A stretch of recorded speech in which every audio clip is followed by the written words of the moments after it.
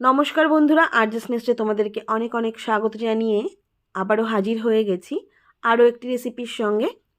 আজকে আমি ট্যাংরা মাছের রেসিপি করে দেখাবো। এটা আমি ফুলকপি আর নতুন আলু দিয়ে তৈরি করেছি। চলো তাহলে বন্ধুরা দেখে নিই কীভাবে আমি এই রান্নাটা করেছি। তার জন্য প্রথমেই দেখে নিই আমার কি কি উপকরণ লাগছে। প্রথমেই এখানে মিডিয়াম সাইজের 8টা ট্যাংরা মাছ আমি ভালোভাবে লবণ হলুদ মাখিয়ে রেখেছি। এখানে মিডিয়াম সাইজের একটা ফুলকপি আর দুটো মিডিয়াম সাইজের নতুন আলু নিয়েছি। এগুলো ভালো করে ধুয়ে আমি একটু ভাপিয়ে রেখেছি। এখানে আছে শুকনো লঙ্কা বাটা, 4টে লঙ্কা বাটা আছে। একটা মিডিয়াম সাইজের পাকা টমেটো নিয়েছি।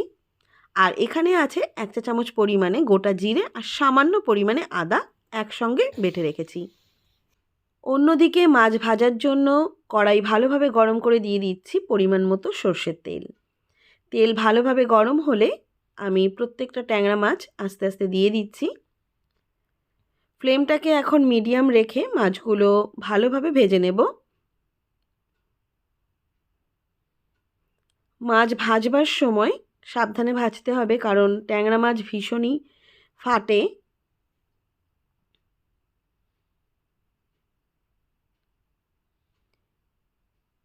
প্রত্যেকটা মাছ আমি এইভাবে উল্টে পাল্টে ভেজে নেব। মাছগুলো কিন্তু ভাজা হয়ে গেছে। এবারে একটা পাত্রে এগুলো আমি নামিয়ে রাখছি। কড়াইতে যে মাছ ভাজার তেলটা রয়েছে সেই তেলেই আমি ফুলকপিগুলো ভেজে নেব। সমস্ত ফুলকপি দিয়ে একটু ভালো করে মিশিয়ে নিয়ে এর মধ্যে দিয়ে দিচ্ছি অল্প পরিমাণে লবণ আর অল্প পরিমাণে হলুদ গুঁড়ো। ভালোভাবে আবারও মিশিয়ে নিয়ে ফুলকপিগুলো এইভাবে লাল করে ভেজে নিয়েছি। ফুলকপিগুলোও আমি তুলে রেখেছি। ওই তেলেই আলুগুলোও আমি লাল করে ভেজে নেব। আলুগুলো ভেজে নেওয়া হয়ে গেছে বন্ধুরা। ঠিক এরকম লাল হলে তুলে রাখতে হবে। বাকি তেলের মধ্যে আরও কিছুটা পরিমাণে সর্ষের তেল দিয়ে ফোড়নে দিচ্ছি 3টে তেজপাতা আর সামান্য পরিমাণে গোটা জিরে। ফোড়নটা ভালোভাবে ভেজে নেওয়ার পরে প্রথমেই দিয়ে দেব পাকা টমেটোগুলো। একটু নাড়াচাড়া করে নেব। তারপরে ফ্লেমটাকে একটু কমিয়ে দিয়ে দিচ্ছি জিরে আদা বাটা। সামান্য পরিমাণে জলও দিয়ে দিচ্ছি বাটিটা ধুয়ে। আর একই সঙ্গে দিয়ে দিচ্ছি লঙ্কা বাটা। এটা সামান্য পরিমাণে জল মিশিয়েই দিচ্ছি। সমস্ত কিছু ভালোভাবে মিশিয়ে নিচ্ছি। ফ্লেমটা মিডিয়াম রাখবো এবারে।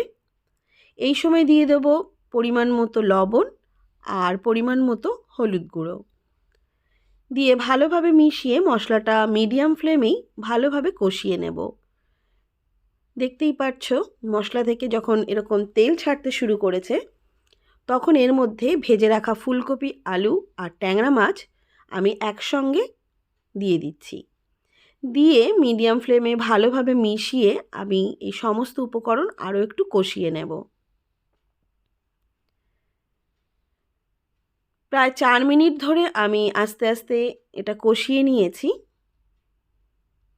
ঠিক যখন এই রকম মশলা থেকে তেল ছাড়ছে তখন দিয়ে দিচ্ছি পরিমাণ মতো গরম জল।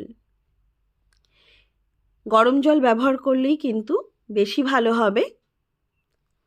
ভালোভাবে মিশিয়ে নিয়ে এবারে আমি অপেক্ষা করব ফুটে ওঠার।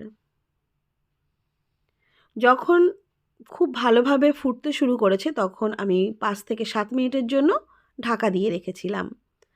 ঢাকনিটা 7 মিনিট পরে খুলে নিয়ে আবারও একটু মিশিয়ে নিয়েছি। রান্নাটা হয়ে এসেছে। এই পর্যায়ে দিয়ে দিচ্ছি সামান্য পরিমাণে গরম মশলার গুঁড়ো। ফ্লেমটাকে লো করে দিয়েছি। ভালোভাবে আবারও একটু মিশিয়ে নেব। রান্নাটা হয়ে গেছে। এবারে একটা পাত্রে আমি নামিয়ে নিয়েছি। তৈরি হয়ে গেছে সেরা স্বাদের ট্যাংরা মাছের রেসিপি। এই শীতকালে এই রকম নতুন আলু আর ফুলকপি দিয়ে ট্যাংরা মাছ এই পদ্ধতিতে রান্না করলে এর স্বাদ কিন্তু দারুণ হয়। এটা গরম ভাত বা রুটির সঙ্গে দারুণ লাগে। তোমরা অবশ্যই একবার ট্রাই করো। যদি ট্রাই করে এই রেসিপিটা তোমাদের পছন্দ হয়, ভালো লাগে, তাহলে ভিডিওটিকে লাইক, কমেন্ট, শেয়ার করতে ভুলো না। নতুন বন্ধুদের কাছে অনুরোধ করছি চ্যানেলটি সাবস্ক্রাইব করে পাশে থাকার জন্য। এবং পাশে থাকা বেল আইকনটি প্রেস করে দেওয়ার জন্য। তাহলে যখনই নতুন কোনো ভিডিও আপলোড করব, নোটিফিকেশন তোমাদের কাছে পৌঁছে যাবে। আজকের মতো বন্ধুরা আমি এখানেই বিদায় নিচ্ছি। আবারও হাজির হয়ে যাব নতুন কোনো রেসিপির সঙ্গে। তোমরা খুব ভালো থেকো, সুস্থ থেকো এবং আমার পাশে থাকবার জন্য তোমাদেরকে জানাচ্ছি অনেক অনেক ধন্যবাদ।